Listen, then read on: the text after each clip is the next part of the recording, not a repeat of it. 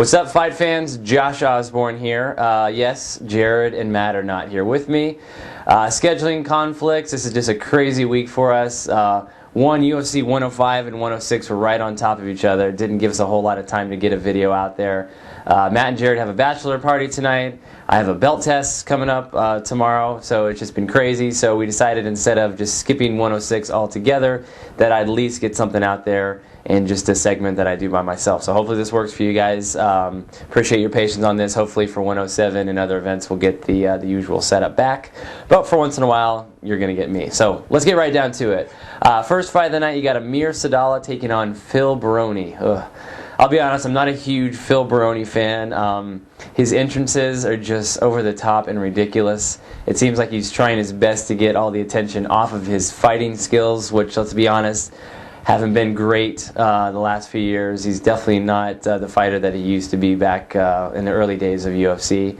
He's taking on Amir Sadollah, who I believe is a better fighter than what he showed against Johnny Hendricks. I personally believe that fight was stopped a little too early.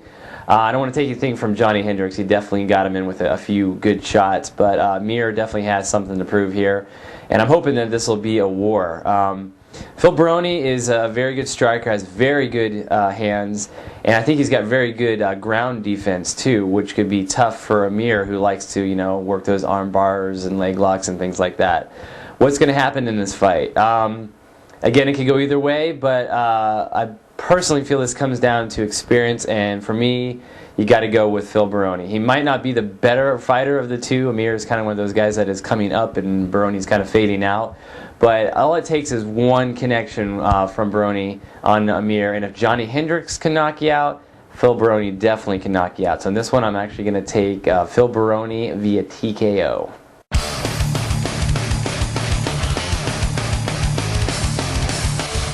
Alright guys, next fight we got Luiz taking on Antonio Rogerio, Nogueira, Little Nog. And I'm actually really excited about this fight. I've wanted to see Little Nog in the octagon for a very long time. And as far as this one, you got to look at it as a classic striker versus grappler. Luiz Muay Thai, very powerful left hand. And then Little Nog, just like his brother, is a wizard on the ground. Maybe not as good as his older brother, but or bigger brother, but still dangerous on the ground. Definitely ground edge to Nog, standing edge to Kane, but both of these guys are no joke. I mean, this could definitely go either way. I personally feel it's going to be kind of a battle. It's going to transition from standing to the ground quite a bit, and it's going to be a very close decision, but I'm going to give the edge to Little Nog. I think he's going to come away with this one with the decision win.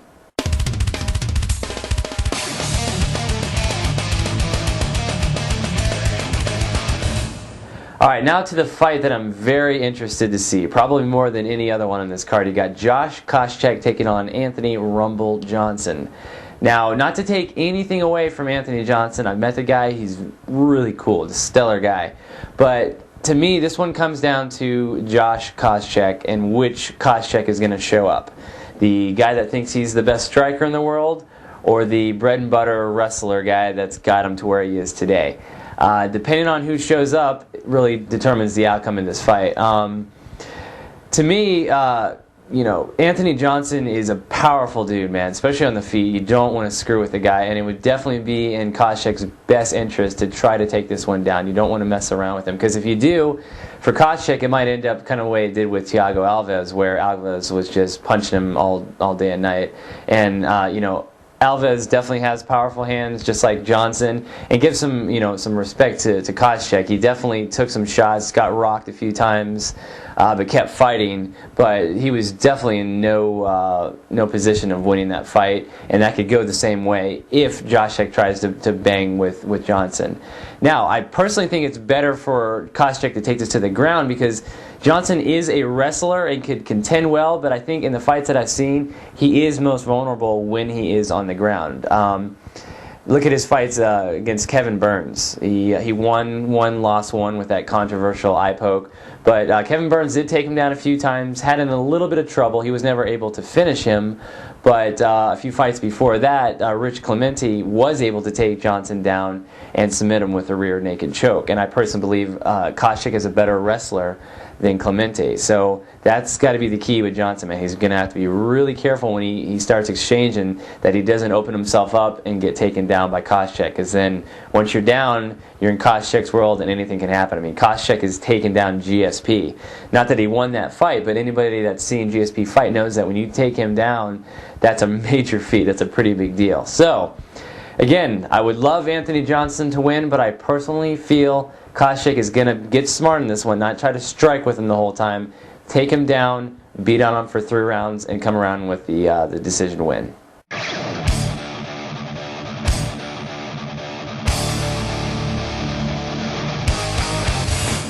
All right, on to the main event of the evening. I personally don't feel that this fight deserves to be a main event, but considering the situation, there's been injuries and sickness and pullouts and all kinds of crazy stuff.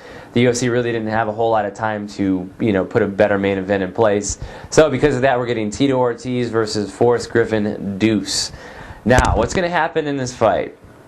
I personally think that both these guys could win the fight. I mean, both of them have had the light heavyweight belt around their waist at one time or another. They're both more than capable of winning the fight. To me, this is a question of where these guys' heads and health are at. Tito Ortiz is coming off a 1.5-year layoff for back surgery.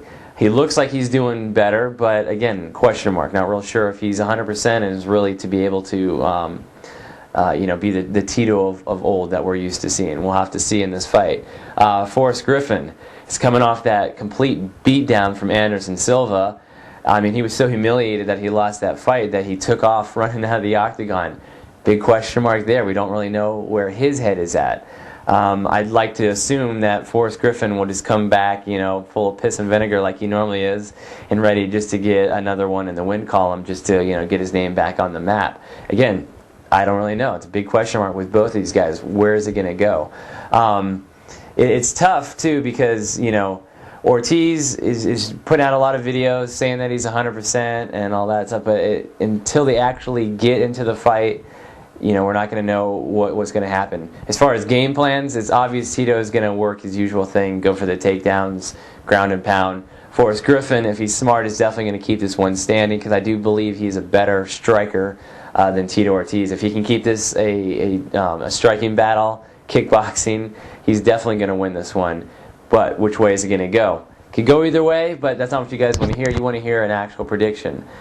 I've gone back and forth. I had Tito's name written down, but I got to be honest, man, I think I'm going to go with Forrest Griffin on this fight. I'm not a huge fan. If you've watched any of our videos where we talk about him, I've picked him. Sometimes I haven't. So I really don't feel this is a biased pick.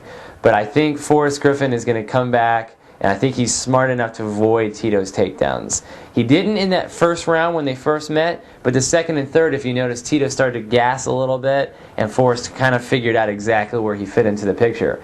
I don't feel Tito is going to completely come in with a different game plan than he has in the past. Tito is just kind of the way he's always been. Forrest Griffin is definitely a better fighter than he was when they fought 3 years ago. So I think in this one, it's probably still going to go to decision again, but I think in this time it's going to come into Forrest Griffin's favor. So that's my pick. I'm going to take Forrest Griffin for the win via decision.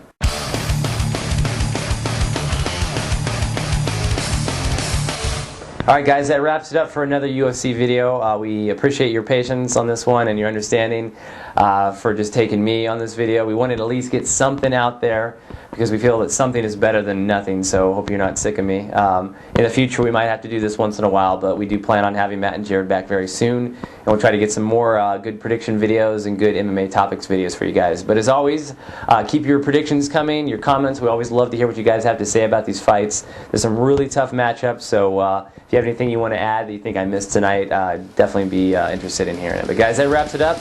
I'm Josh Osborne, and we will catch you on the flip side.